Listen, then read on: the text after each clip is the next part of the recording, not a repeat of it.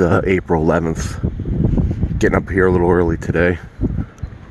Came into work a little early, get some work done. I don't know if we're going to be able to see anything.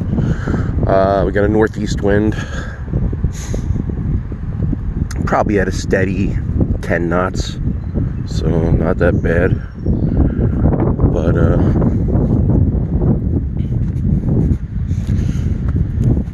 I have no information for you. The surf looks good. Laid down. Still probably going to be 6 or 8 ounces the whole bottom with this northeast wind though. Looks like it's moving pretty steady left to right.